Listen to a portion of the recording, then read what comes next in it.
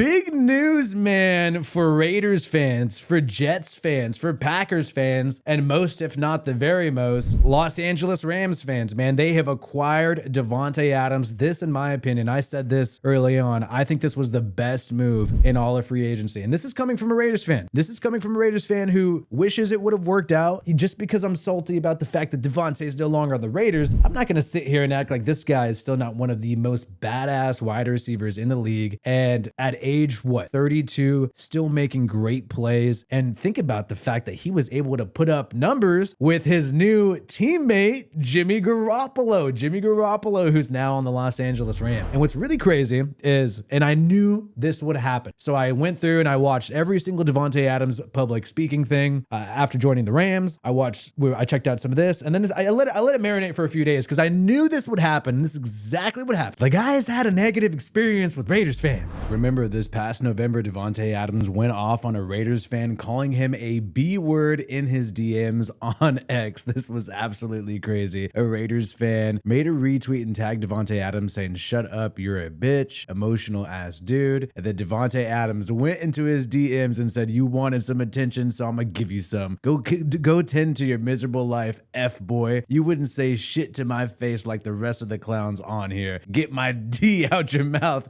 and find purpose. Have a good day."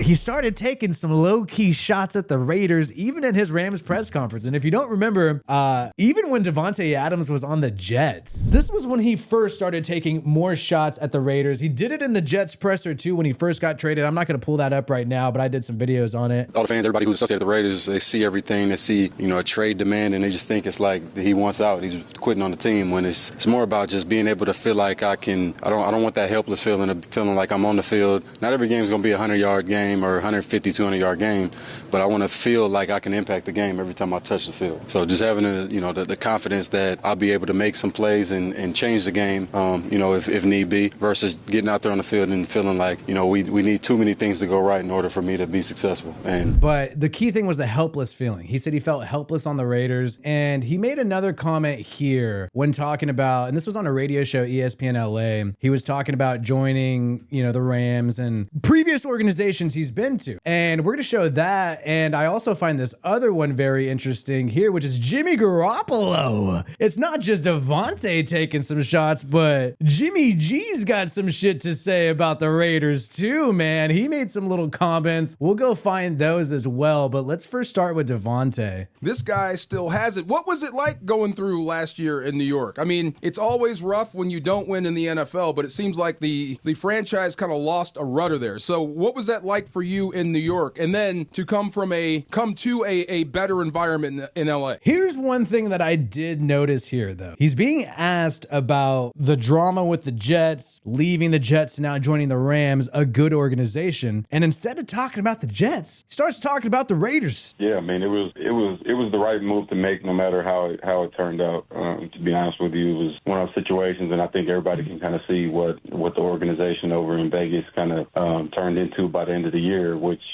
that's not me speaking down on them at all, just the reality, right?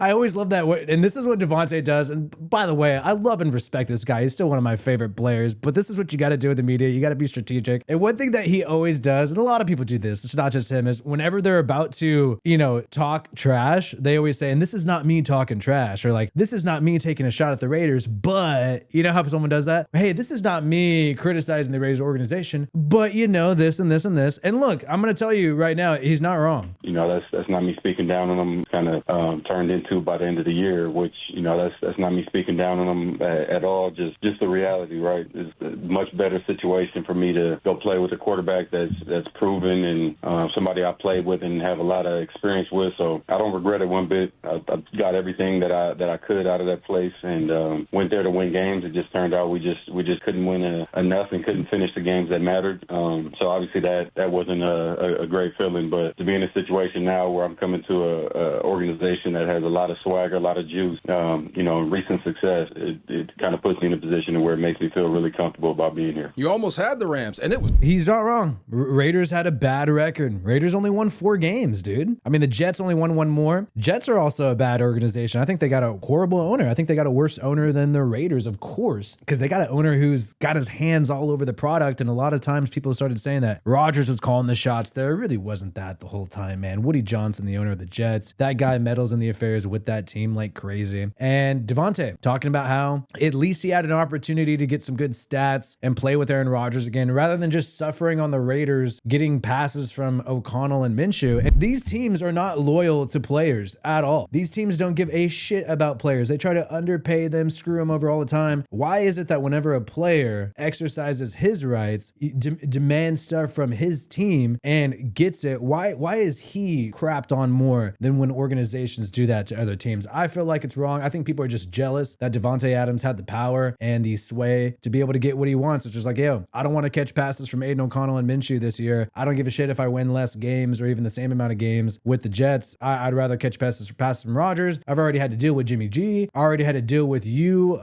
removing Derek Carr, who I came here for in 2022. So, basically these past 2 years have been a complete crap show, and I'm not really trying to deal with that. I'd rather just go join the team. And clearly, this dude is so valued in the NFL, he was able to get a big contract, $23 million a year. That's $7 million away from DK Metcalf, who's getting $30 million a year and is much younger than Davante Adams. So I think it's a great deal. And honestly, I think this team, and I think with Davante Adams, Sean McVay, Puka Nacua, that young defense with, pass rushers like Byron Young, I think the Rams are going to go to the Super Bowl. I really do think if I had to choose a team right now that I would say, I think this team's going to go to the Super Bowl. I think they're going to shock the Eagles. They almost did without Davante Adams. Imagine them with Davante Adams instead of Cooper Kupp. And I think that was a brilliant move, basically swapping Cooper Kupp for Davante Adams. This is going to be an extremely dangerous team. And Davante, and this is one thing, dude, we forget that John Gruden was trying to recruit Davante Adams to the Raiders and almost did it before the Raiders had that hit job against John Gruden by the commissioner, Roger Goodell. And he's talked about on the Shannon Sharp show how that almost happened. He was on Club Shay Shay. And when he's doing this press conference talking about joining the Rams, which is interesting is he talks about how McVay, who is a disciple of Gruden's coaching tree, how he reminds me of him. And I think McVay is going to be able to utilize this guy really well. He may even get some consulting from coaches like Gruden. There's a lot of teams that reach out. You never know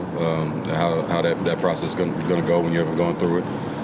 And being 32 years old and going through it for the first time is definitely a different experience. But that is pretty trippy that this is the first time he's been a free agent ever, because he's just always been under contract. To be with a contender at this point in my career is something I've been waiting for a while now, and been putting the work in to make it happen. But now we got it, so it's exciting. That is true, dude. Like I do feel like this is the first time Davante Adams has been on like a loaded team that's already set to be a contender. Packers, it was always like, man, it's just Davante and Rodgers on offense. Wish they had some more stuff there. Defenses always go to the Packers though when it was him and Rodgers. Raiders, they were loaded in 2022, but then McDaniels wanted to reset, rebuild, and move off Carr, and they weren't going to be a contender immediately in year one. New system and all that stuff. This is different, dude. This is McVay. Already has had his system there for quite some time. The players know it, right? And Davante is going to be able to catch up really quickly. And this is a team that was just a few plays away from beating the Eagles in the playoffs, who eventually won the Super Bowl. And now you get a guy who is still, in my opinion, top 5 wide receiver in the entire NFL. Check the tape, bro. That's why he got $23 million a year. He wouldn't have gotten that unless it was the case. Made a public comment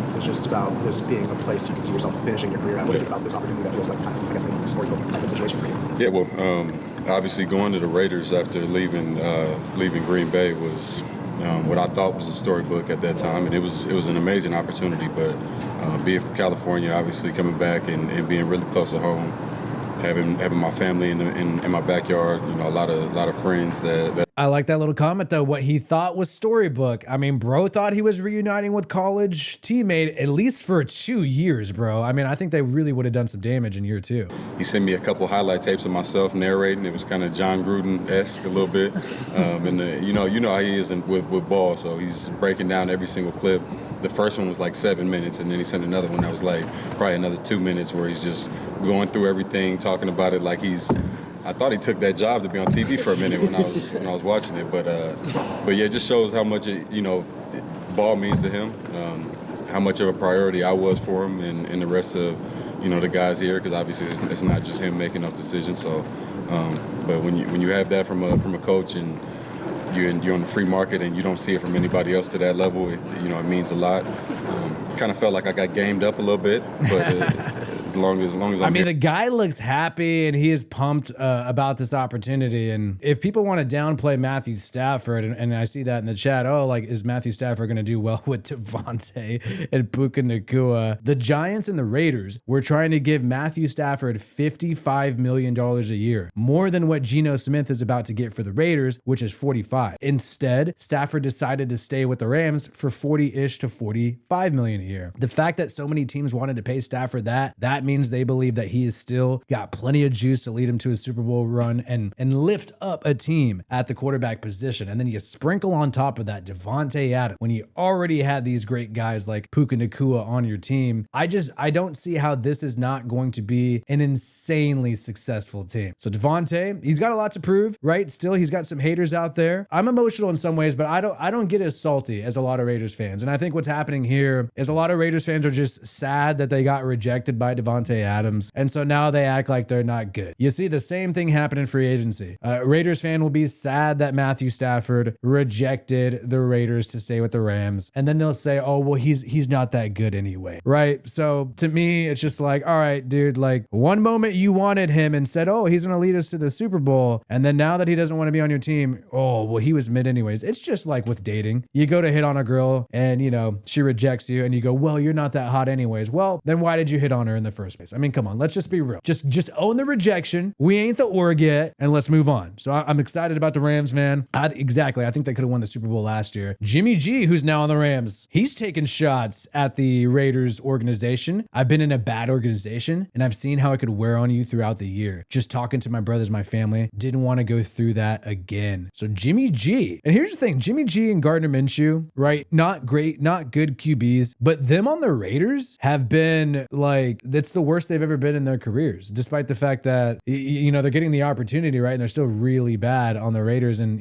yeah, they're not great QBs, but we've never seen them be that bad. So Jimmy G under McDaniels was literally like the worst we've ever seen. Same with Davante. It was the worst Davante's ever been as one of the Raiders. So it's like, you can't really discredit these guys. And Gardner Minshew, a new update on him, he's now with the Chiefs organization. And the Chiefs have thought that Gardner Minshew was good enough to be their backup quarterback behind Mahomes. Now, this is not for intel, obviously, because the Raiders' new coordinators and the Raiders' new coaching staff had nothing to do with Minshew, and they're running completely different schemes. But to me, the Jimmy G, Gardner Minshew, Davante Adams, examples of players when they're on bad organizations, you see them be the worst they've ever been. And now you got other teams that are good organizations like the Chiefs, like the Rams, organizations that have had success lately saying, you know what? I think it was just the org they were at. I think they're still pretty good, and I'm going to make this guy my number 2 QB. I'm going to make Jimmy G my number 2 QB, which is arguably like one of the most important positions in the entire NFL. You got to have a good backup quarterback to save your season, especially if you're on a bull run, man. And Jimmy G, not positive about his Raiders experience compared to the Niners one. I've been in a couple good organizations, seen how things are run, and Sean does a top notch here. Him and all the coaches, just they're so well tied together. They're all thinking the same way, and I think when you have an organization that does that, it makes everything easier. I mean, it's hard enough to win in this league, so to not have to worry about something like that goes a long way. I've been in a bad organization, and I've seen how it could wear on you throughout the year. And just talking to my brothers, my family, didn't want to go through that again. So the organization plays such a key role for me. The people, how things are run. Sean and Les, at the top, really set the tone for the whole building, and they just they think very similarly to me. So that was a big part of my decision. I mean, I've been in a bad organization before. I mean, I don't think he's talking about the Niners, where he went to the Super Bowl and multiple NFC championship games. And look, dude, I'm a Raiders fan, but I'm straight up. up, bro. It ain't been right. It has not been right. And we even got Jimmy G taking shots at us. We got the Chiefs grabbing Minshew. You know, we could call these people trash, but we got to look in the mirror a little bit, man. We got to look in the mirror and I'm really concerned about that. And I hope things change, man. I hope things change where players say positive things about the Raiders on their way out. But unfortunately, you know, it seems like we're not doing it right. We're not doing it right. But Jimmy G, man, taking some shots. Davante Adams, some shots as well. Excited about the future. Officially a Ram. You see me, I got the colors on, LA hat. Appreciate y'all for already accepting me here, man. Let's go get some wins. We'll see what they do, man. Already a lot of pressure there. You're gonna hope for a type of bull run. It's bull run or bust when it comes to the LA Rams, man. It really is. So a lot of pressure. But hopefully, you know, I hope Davante Adams, Fresno State, I hope he has the most success on his way out. And if it's not my Raiders winning the Super Bowl, I hope they win that, man. I really do.